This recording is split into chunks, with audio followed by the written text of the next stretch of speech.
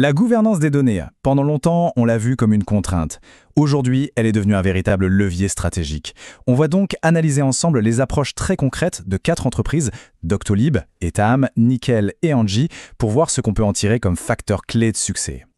Cette citation de Bruno Valette, elle pose parfaitement le cadre de notre discussion. On est loin d'un sujet purement administratif. La gouvernance, c'est ce socle. Invisible peut-être, mais absolument indispensable pour toute initiative data, que ce soit de la BI ou de l'intelligence artificielle. Pour cette analyse, on va procéder en 4 temps. D'abord, on verra comment la gouvernance devient ce fameux levier stratégique. Puis, on identifiera les pratiques clés qui ressortent. Ensuite, on plongera dans les projets spécifiques de chaque entreprise avant de terminer sur une synthèse et quelques perspectives. Alors, commençons par le positionnement stratégique. Aujourd'hui, une bonne gouvernance, ça poursuit une double finalité. Une finalité à la fois défensive et une autre offensive. C'est ce qui redéfinit complètement son rôle dans l'entreprise. D'un côté, on a donc l'axe défensif, on va dire le socle traditionnel, la conformité, RGPD, Data Act, tout ça, la gestion des risques, la protection du patrimoine informationnel. Et de l'autre, on a un axe résolument offensif, tourné vers la création de valeur. L'idée, c'est de rendre la donnée accessible, facile à trouver, pour que les métiers gagnent en autonomie et puissent innover. Tout l'enjeu, c'est de trouver le bon équilibre entre les deux. L'exemple de Doctolib illustre très bien cette dualité. Bien sûr, la conformité est un impératif non négociable. Mais l'équipe de gouvernance, elle agit aussi en vrai partenaire business. Comme le dit Diana Carando, leur rôle, c'est d'aider les collaborateurs à exploiter la donnée. La gouvernance devient alors un service à forte valeur ajoutée. Bon, maintenant, examinons un peu les pratiques transversales qui se dégagent. Même si chaque entreprise a son approche, on voit émerger des principes fondamentaux qui assurent l'efficacité et surtout l'adoption de la gouvernance en interne. Le prérequis numéro 1, c'est évidemment d'avoir l'adhésion de la direction. Et là, on observe 3 stratégies bien distinctes pour y parvenir. Engie, par exemple, a misé sur la démonstration du retour sur investissement, en liant très concrètement la qualité des données à des gains financiers. Doctolib a plutôt joué la carte de la supériorité technique de sa nouvelle solution. Et chez Nickel, c'est l'argument du risque et de la réputation qui s'est révélé le plus percutant. Pour que ça fonctionne sur le terrain, il faut aussi une structure claire. Chez Engie, on a formalisé des rôles bien distincts. Le data owner, côté métier, et le data steward, côté data ou IT. Nickel a fait un autre choix, une équipe centrale forte qui fournit les outils pour que les métiers soient le plus autonomes possible. Et puis Etam, qui se projette déjà vers une architecture de type data mesh, où chaque domaine métier sera pleinement propriétaire de ses produits de données. Voyons concrètement comment ces principes s'incarnent.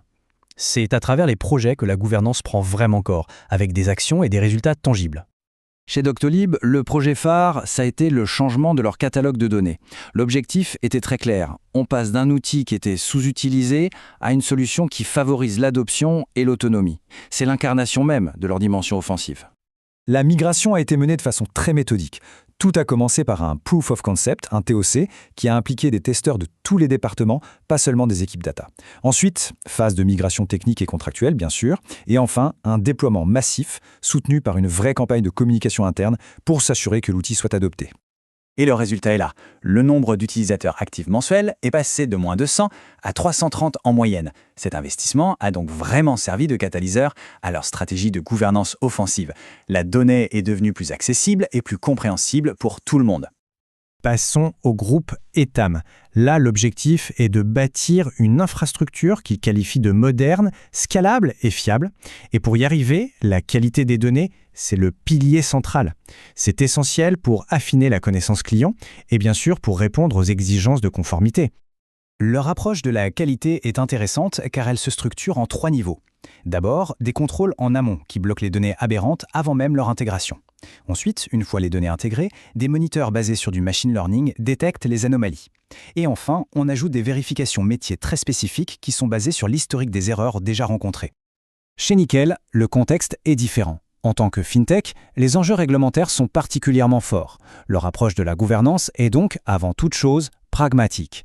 Elle est vraiment ancrée dans la gestion des risques et la protection des données personnelles. Cette citation de Fatima Eid Abdellah, la CDO de Nickel, résume parfaitement son rôle. Elle se voit comme un pont, une traductrice entre les experts du juridique, le DPO et les équipes techniques. C'est elle qui assure la cohérence entre les exigences réglementaires et la mise en œuvre sur le terrain.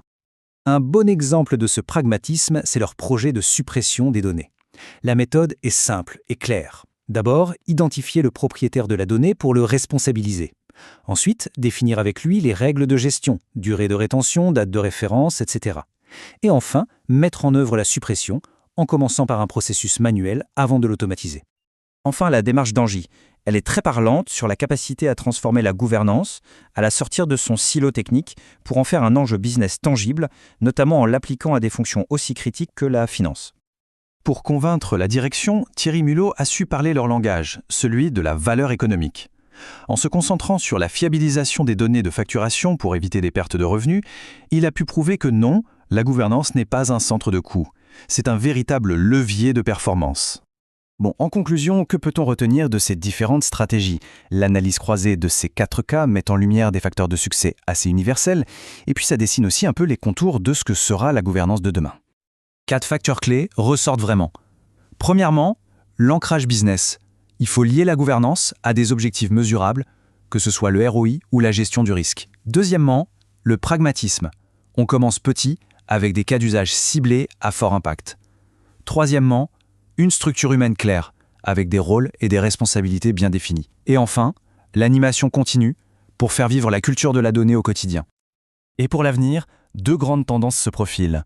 D'une part, une convergence vers des architectures de type data mesh, qui cherchent à décentraliser la propriété de la donnée pour rendre les métiers plus autonomes.